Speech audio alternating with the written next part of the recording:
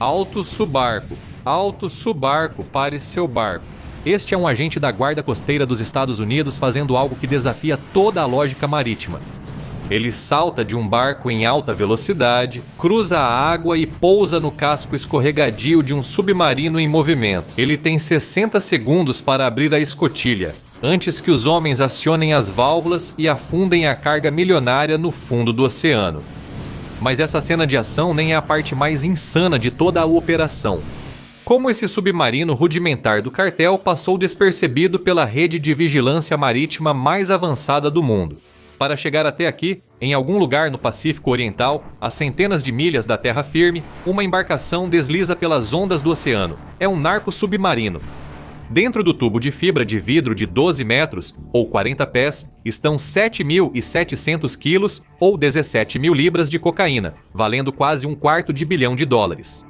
Difíceis de detectar, essas embarcações furtivas são usadas pelos cartéis para transportar narcóticos por longas distâncias, e a maioria chega ao destino sem ser avistada. Mas ela entrou na área errada do oceano patrulhado pela Guarda Costeira dos Estados Unidos e agora está sendo rastreada. Capturar um desses submarinos pode parecer fácil, mas localizá-los é um grande desafio matemático. Os militares dos Estados Unidos mantêm uma rede única de rastreamento, com radares para caçar mísseis supersônicos e satélites capazes de ler placas de carro do espaço. Ainda assim, um sindicato de contrabando da selva usando fibra de vidro barata e motores a diesel conseguiu driblar tudo. Essas embarcações são difíceis de capturar, e a Guarda Costeira lhes dá apelidos como Pé Grande ou Baleia Branca por serem raras de se ver em ação. Mesmo com radares e equipamentos avançados da Guarda Costeira, caçar submarinos furtivos é um grande desafio. O Oceano Pacífico Oriental cobre milhões de milhas quadradas, área semelhante à dos Estados Unidos continentais. Proteger uma área tão grande é como poucos carros de polícia tentando patrulhar o país todo. Com tanto mar para vigiar, é fácil para os contrabandistas passarem despercebidos. E ainda tem os próprios submarinos, que são uma obra-prima da engenharia, por si só, apesar do sub no nome. Essas embarcações são tecnicamente semi-submersíveis. Os engenheiros as constroem de forma que 90% de sua massa fique abaixo da linha d'água, escondida sob as ondas com apenas um pequeno cockpit fortemente blindado e um tubo de admissão de ar aparecendo acima da água.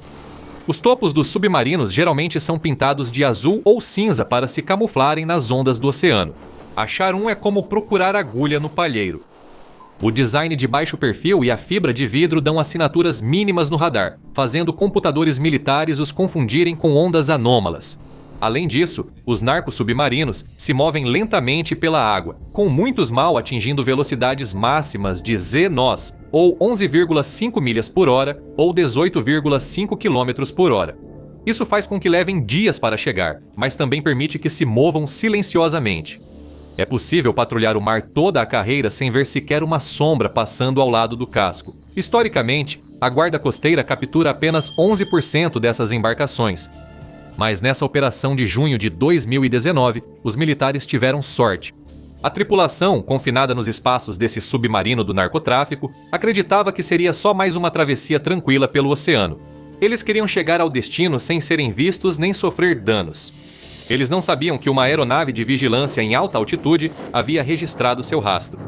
Os militares não buscavam o formato de um barco, mas rastreavam com câmeras infravermelhas o calor do escapamento a diesel do submarino no oceano gelado. Após identificar a anomalia térmica, a aeronave informou as equipes da Guarda Costeira dos Estados Unidos. O Monroe ficou quilômetros além do horizonte para que os motores pesados do navio não fossem ouvidos. Enquanto enviavam um helicóptero para vigiar do céu e 2 barcos de perseguição, os guardas costeiros precisaram se aproximar do submarino discretamente. E não havia um único minuto a perder também, já que eles estavam correndo contra o tempo. O protocolo do cartel exige que, ao ouvir um barco militar se aproximando, a tripulação abra imediatamente as válvulas internas de inundação. Isso inunda o submarino rapidamente, afundando a carga multimilionária e as evidências nas profundezas do oceano. Além do risco de afundar o submarino, as tripulações de contrabando costumam estar armadas. Situação perigosa, e a Guarda Costeira tem poucos minutos para prender a tripulação. Barcos de abordagem aparecem repentinamente e se aproximam do submarino. Um oficial armado da guarda costeira grita em espanhol: "Alto subarco! Parem o barco!" Não para. Agora a guarda costeira precisa tentar uma manobra ousada de abordagem. Com pistolas e óculos de visão noturna, prontos para enxergar no escuro. No interior mal iluminado do submarino, 3 guardas costeiros descem discretamente do barco e pulam no casco molhado do submarino do narcotráfico em movimento. Um dos abordadores corre até a escotilha, bate com o punho e ordena que a tripulação saia. O choque da emboscada tática paralisa a tripulação. Sem opções, os tripulantes abrem a escotilha e levantam as mãos. Eles preferiram sair vivos a arriscar afundar com a nave, sem tempo para reagir.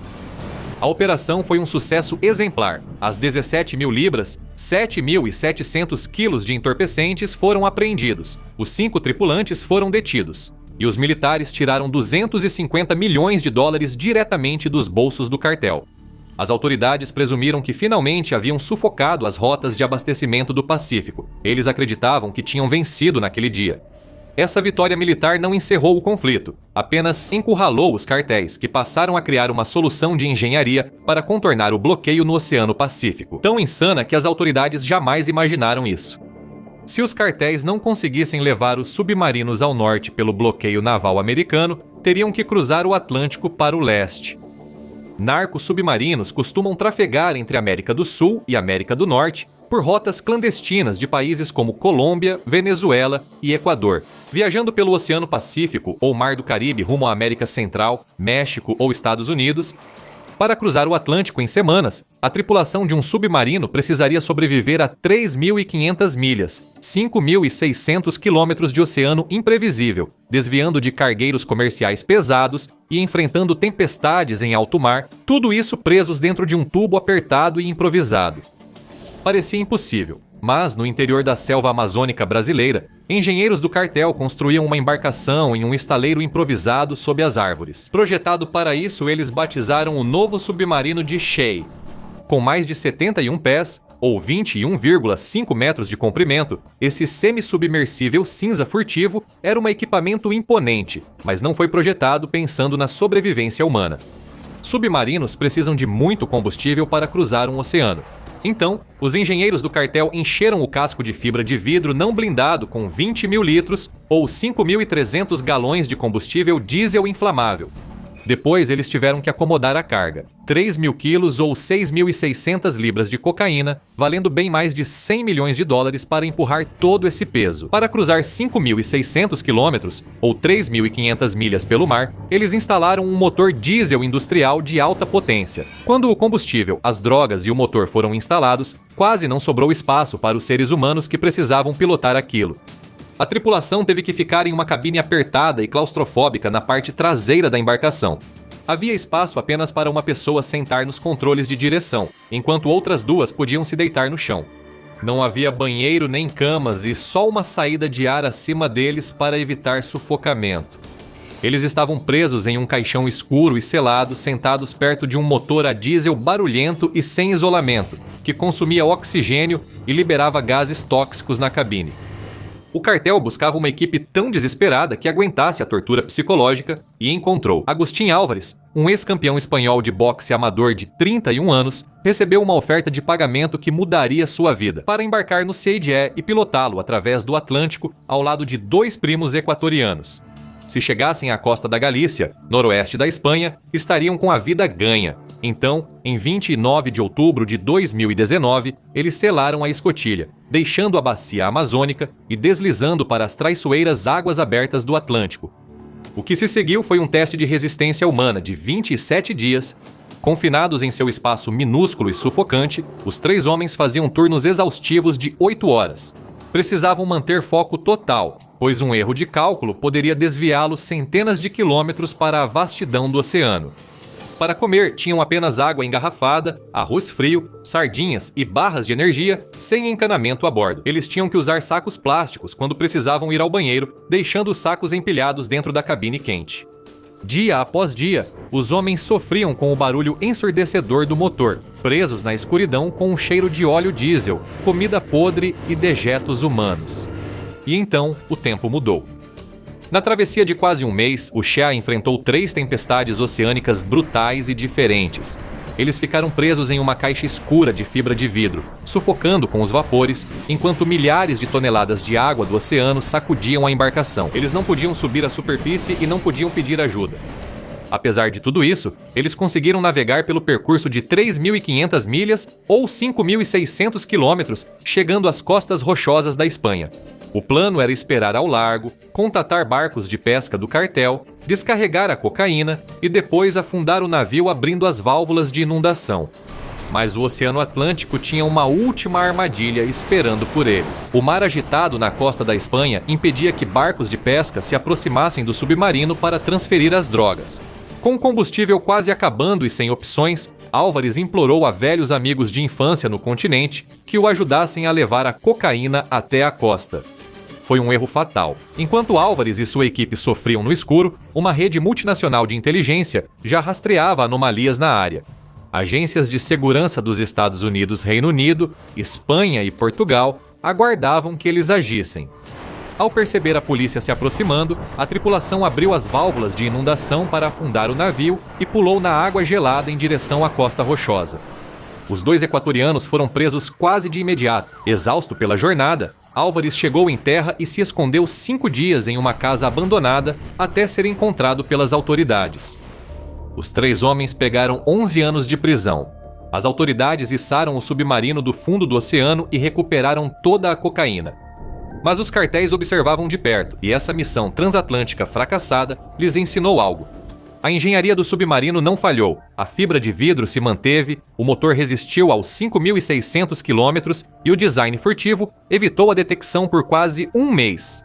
O único obstáculo para o cartel foram os limites físicos e mentais dos pilotos humanos.